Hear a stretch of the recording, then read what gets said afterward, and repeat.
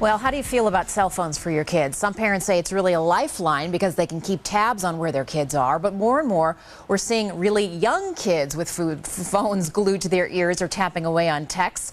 31% of children ages 8 to 10 have them, according to Kaiser. 69% of kids ages 11 to 14. But there are no stats really on kids under the age of 8. And yes, teachers will tell you that there are kids in kindergarten who are bringing cell phones to school.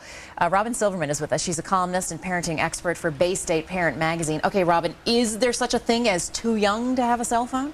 Well, it just depends on your particular child. If the child is responsible enough to have a cell phone, then great. But also you have to think of why they might need that cell phone. Are they walking home alone? Are they home alone at any given time where they actually need access to you? Is it possible, though, for a kindergartner or a 5-year-old to even understand the ramifications of having one of them? Well, that's why parents need to take really good precautions about what kind of cell phone they're getting for that particular child. Let's talk about it. I know you have some tips. If you decide that your little tiny kids are ready for this, if you're going to do this and give a phone to the child, there's some important things to consider. And first you say, choose the one that has the parental controls. What can you control? Right, you can control the phone numbers that child can call. You can control the phone numbers that come in. You can choose how much they're texting, whether they're going to have a camera or not, whether their internet is disabled. So you can have a lot of control. Because they do have those kind of baby phones, they call them, where right, it just calls starter 911 phones. or calls home, something like that. Okay, right. Second, you say talk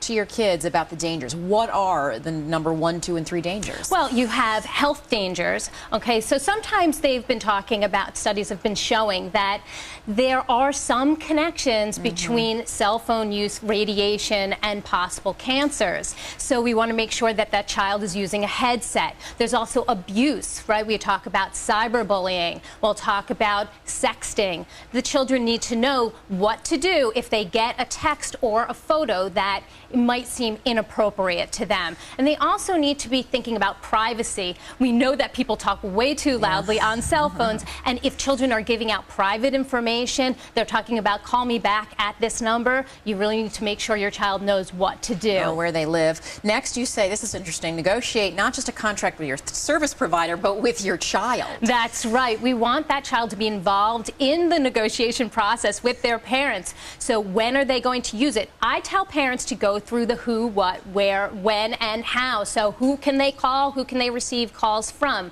What are the capabilities of this phone? And what can they see to do? Do you mean actually writing it down like a contract absolutely. For the kid to Let's sign? write it down. Let's make it official. Where can they use that phone? When can they use that phone? And also, how can they get more privileges, or how can they maybe, if they break the rules, what are the ramifications of breaking those rules? Have them sign it, date it, and make sure they know it's serious to have a cell phone. You know, the last one is the software. My niece lives in New York City. When she goes out of the bounds of New York City, her dad is alerted to that she's left the city. Absolutely. So there is great software out there, but you do need to be aware that if it's checking up on the who, what, where, when, and how that we just discussed, that your child is aware that you're checking up, because we want them to not think that you're snooping, but you also want them to know that you have that capability. Yeah. If the child is likely to lose the phone, though, that's a problem, because if they leave it on the soccer bench and now they're at their friend's house and you think they're one place and they're another,